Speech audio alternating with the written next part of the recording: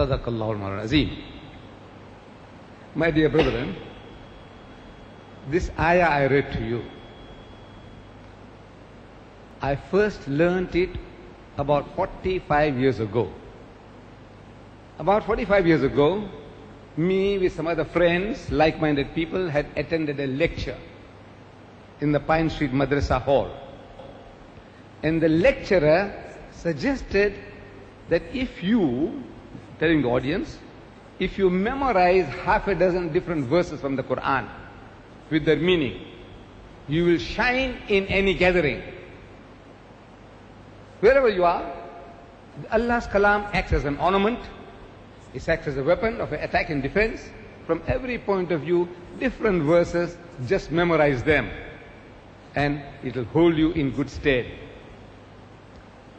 I and a friend, Mr. Suleiman Seth, he passed away. He had a shop in 144 Queen Street. We are now in 124 IPCI. He was at 144 Queen Street. We came to an agreement. I said, Suleiman, if you come across an ayah that tickles you, write it down and give it to me. Same thing, if I come across an ayah that tickles me, I get fascinated with it. I want to play with it. I will write it and give it to you. You memorize that and I will memorize what you give me. That's the game we are going to play now. Memorizing verses. So this verse I read to you is the first verse he wrote and gave it to me about 45 years ago on a piece of paper. And I memorized it. And we made this as the logo on the IPCI letterhead. So invite all to the ways of the Lord with wisdom and with beautiful preaching. We made that a logo on the IPCI letterhead, even today. It's there. So, and this verse is so common. Our Muslim brothers, they know this word. Ud'u ila sabili rabbika bil hikmati. And they're always using this. Not to teach people how to do dawah with hikmah, but trying to correct the person. This morning, I was at that Felicia Mabuzo show. I was a participant there. While going before going on to the stage, two Muslim brothers, they quoted me this, hikmat se kam lena, bil hikmati. You know what's the message? In other words, the guy is saying, don't, he says, don't, spoil the show.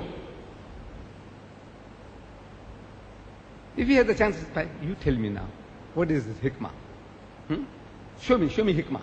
No, every time a man is asking me, he's quoting me this ayah, he's implying that you, Mr. Deedat, are not using hikmah. Ask him, what is hikmah? He says, wisdom. I said, that's a translation. I want you to show me wisdom. How do you implement these words? Bankrupt. But now, before we get into bil hikmah, I said there are things that we are to avoid. Things we are to avoid in dawah. And it's a very powerful ayah in the Holy Quran which instructs us things not to do, the way not to do. I start with that. See, Sheikh Sadi Rahmatullah alayh, one of our great philosopher poets, people asked him, he says, Ya Sheikh Sadi, where did you learn all your good manners from? Very, very cultured, mannered person. Where did you learn all your good manners from? He said, I learned it from the unmannerly. I learned this good manners from the guys who got no manners. He said, how can you learn good manners from a guy who's got no manners? He says, you see, everything that the other guy did, which I didn't like, I said, no, I won't do that. Eliminate from my life. You behave like this is how you talk? Brawling, shouting, pushing things down.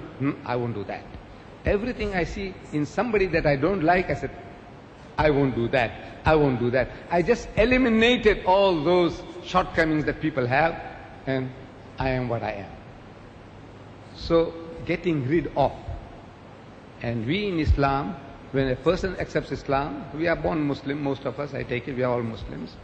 But when a person accepts Islam, we make him to read the Shahada, the Kalima. And how does it start? How does the Kalima start? La ilaha. You start with La. You know what's La? No. There is no ilaha. There is no object of worship. Illallah, except Allah. The most powerful word in any language. La. No. Nye. In any language, this word no is a very, very most powerful word in every language on earth. Once a person says no, you have to move heaven and earth to make him to say yes. Do you know that? In salesmanship they teach us. See to it that when you go to sell something to the shopkeeper, the traveling salesman, don't allow the guy to say no.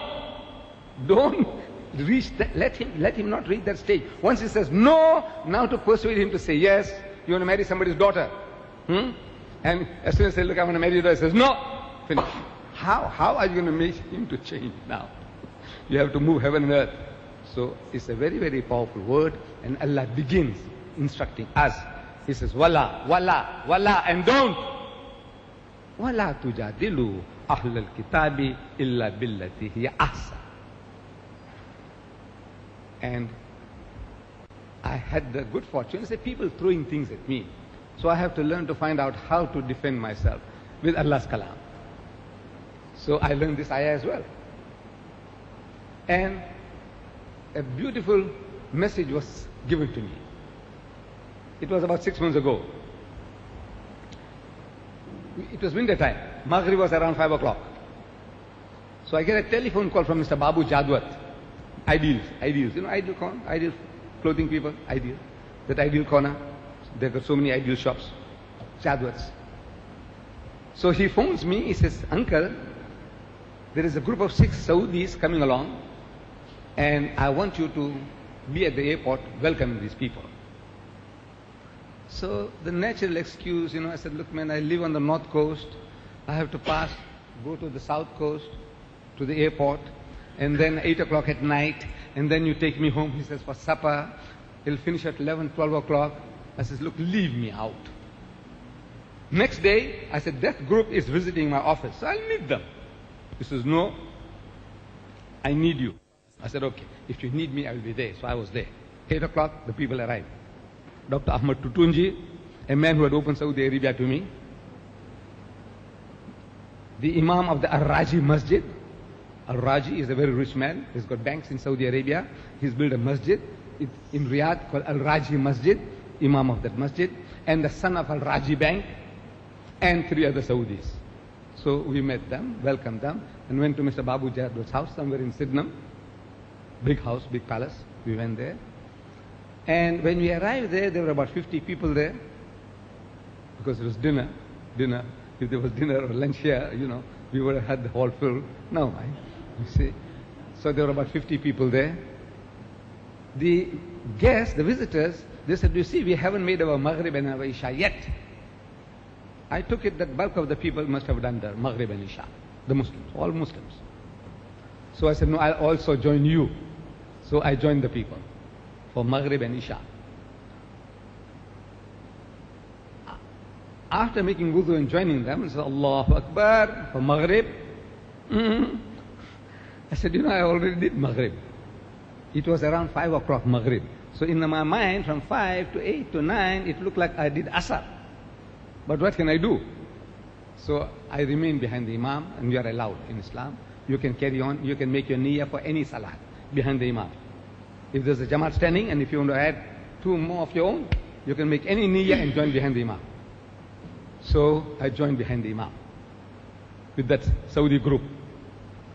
In the second rakat of Maghrib, the Imam is reading, Bismillahirrahmanirrahim, وَلَا تُجَادِلُوا أَهْلَ الْكِتَابِ إِلَّا بِالَّتِي هِيَ أَحْسَنُ إِلَّا الَّذِينَ ظَلَمُوا مِنْهُمْ وَقُولُوا آمَنَّا بِالَّذِي أُنزِلَ إِلَيْنَا وَأُنزِلَ إِلَيْكُمْ وَإِلَهُنَا وَإِلَهُكُمْ وَاحِدٌ وَنَحْنُ لَهُ مُسْلِمُونَ Allahu Akbar. Sami Allahu liman hamida. Allahu Akbar. And we finished the next rakat. Finished the Maghrib. Then did Isha. They did 2. I did 4. Finished that. Now, all the surahs he has been reading, it was like water on duck's back. I heard and I didn't hear. I couldn't remember a thing. There are 6,000 verses in the Quran. And if Imam reads it,